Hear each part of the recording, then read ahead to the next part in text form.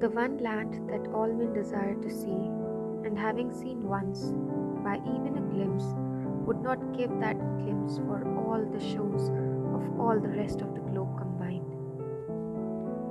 Hello people, this is Niharika. अभी जो मैंने लाइंस कही, this is said bye mark Twain, और उन्होंने ये बात इंडिया की सराहना के लिए कही। With independence day round the corner, ये कोटेशन बोलना तो बनता है। तो थंबनेल से आप लोग समझ ही गए होंगे कि आज की पेंटिंग होने वाली है one of the folk paintings. मैं आज से एक नई सीरीज स्टार्ट कर रही हूँ जिसमें कि we'll be celebrating Indian art forms. तो जितने भी हमारे देश में लोकल आर्ट फॉर्म्स हैं, फोक आर्ट फॉर्म्स हैं, B it painting, I will try to extend it to other art forms such as embroidery or something. I'll look forward to it, what all I can present for you people. For now it is Madhubani painting.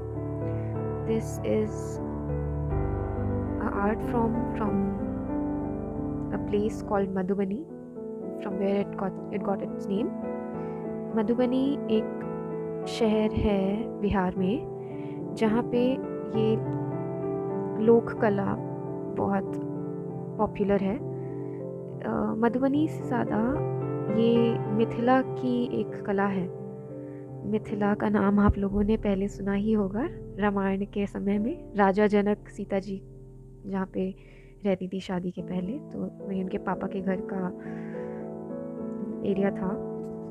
तो मिथिला की ये local art form है। इसको इसलिए Madhubani painting के साथ साथ Maithili art form भी कहा जाता है। ये ज़्यादातर इंडिया में तो पॉपुलर है ही। आप लोगों ने इस तरह के काफ़ी आर्ट फॉर्म्स अलग अलग जगह देखे होंगे, मंदिरों में, पूजा में, और या कई बार त्योहारों में कुछ रिचुअल्स वगैरह होते हैं या कुछ पूजा होती है, पंडित जी आते हैं घर में, तो भी इस तरह की कुछ कलाएं बनाते हैं, चाहे रंगोली में ही क्यों ना बनाएं। तो इंडिया के साथ साथ ये आर्ट फॉर्म नेपाल में भी काफ़ी प्रचलित है, क्योंकि ये मिथिला लगा हुआ है इंडिया और नेपाल के बॉर्डर से। तो ये आर्ट फॉर्म हम दोनों देशों के द्वारा काफ़ी इस्तेमाल करा जाता है। मिथिला आर्ट फॉर्म धीरे धीरे जैसे समय बीत रहा है वैसे ये काफ़ी ज़्यादा इसकी पॉपुलैरिटी बढ़ रही है, और अभी इसके काम न केवल as paintings but these are also created on fabrics, on tapestries, on objects like vase etc. तो ये बहुत पॉपुलर फोक आर्ट है और ये बहुत तेज़ी से फैल रही है। तो शुरुआत करते हैं इस आर्ट फॉर्म की हिस्ट्री से। जैसा कि मैंने बताया कि इसका फर्स्ट रेफरेंस रामायण के समय में ही हुआ था।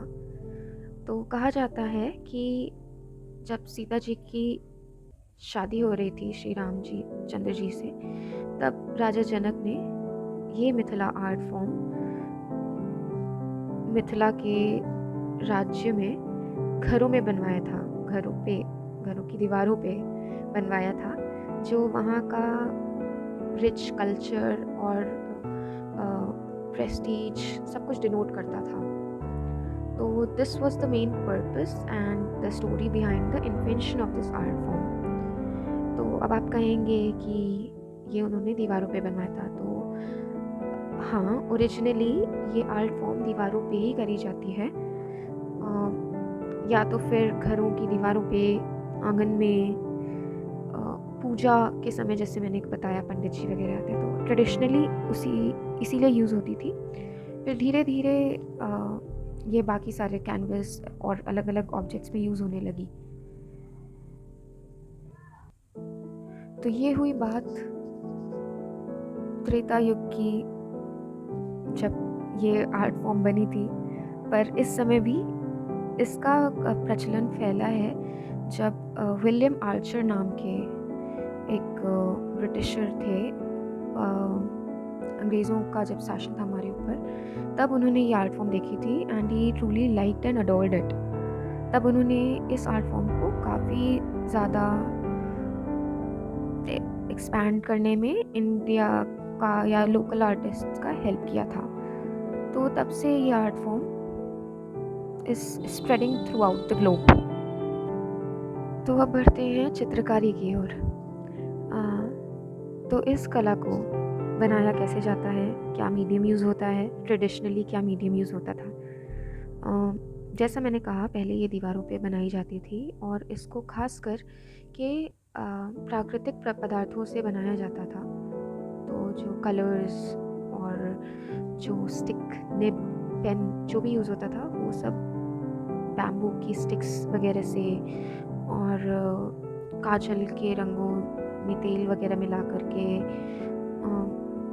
ये अलग अलग नेचुरल सब्सटेंस को एज अ कलर यूज़ करके इसको क्रिएट किया जाता था। पेपर जो इसके लिए ट्रेडिशनली यूज़ होता है वो हैंडमेड पेपर होता है, which is a blend of cotton, paper etcetera, जिसके ऊपर ट्रेडिशनली लोग क्या करते थे, गोबर से उसको एक लेयर ऐसे स्प्रेड आउट करके फिर उसके बाद इन नेचुरल ऑब्जेक्ट से बाँस की डंडी की पतली पतली निब बना करके उससे ये लोग अपना मधुबनी पेंटिंग किया करते थे traditionally. With the advent of technology and with Madhubani painting spreading all across the globe, अब ये कैनवसेस वगैरह, normally paint colour, acrylic colour, सब चीज़ अलग अलग मीडियम से क्रिएट की जा सकती है। एंड तो इसके कितने टाइप्स होते हैं ये भी डिस्कस कर लेते हैं। तो हमारी 5 तरह की मधुबनी पेंटिंग्स होती हैं: भरनी स्टाइल, कचनी स्टाइल, गोदना स्टाइल, तांत्रिक स्टाइल, कोबर स्टाइल। भरनी स्टाइल जैसा कि नाम ही बता रहा है, इसमें जो डिज़ाइंस होती हैं वो बहुत बना करके, बड़े ऑब्जेक्ट्स बना के उसको छोटे छोटे डिज़ाइंस या कलर से बिल्कुल महीन महीन भरा जाता है। ये ज़्यादातर भगवान को या फिर कमल को, पीकॉक को, ऐसी चीज़ों के ऑब्जेक्ट्स को बनाने में ज़्यादा इस्तेमाल करी जाती हैं। कचनी स्टाइल ज़्यादातर मोनोक्रोम होती हैं। इसको 1 या 2 कलर में बनाया जाता है और इसमें बहुत बारीक काम होता है। गुदना स्टाइल में जैसा कि मैंने बताया, निब का यूज़ होता है।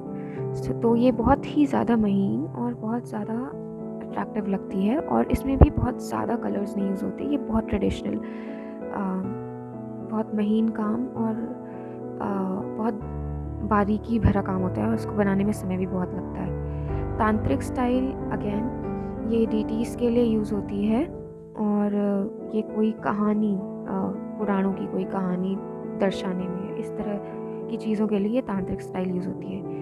कोबर स्टाइल शादियों में यूज़ होती है। तो जहाँ शादियों की डेकोरेशन वगैरह होती है वहाँ पे कहीं कहीं ये कोबर स्टाइल की पेंटिंग्स लगाई जाती हैं, शुभ चीज़ों को शुभ दिखाने के लिए मेनली।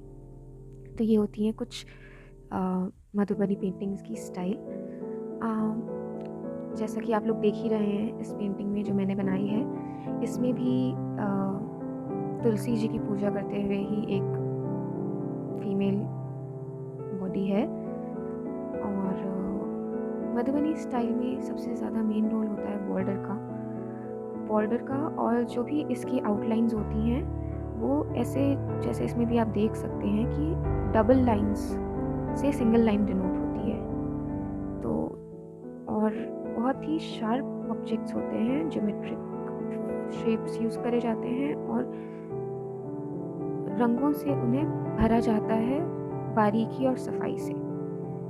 तो ये थी कुछ बातें हमारे मधुबनी आर्ट फॉर्म के बारे में। तो आई होप जिन्हें इसके बारे में नहीं पता हो उन्हें अच्छा लगा हो, एंड नेक्स्ट टाइम मिलेंगे एक और नए आर्ट फॉर्म के से। तब तक थैंक यू।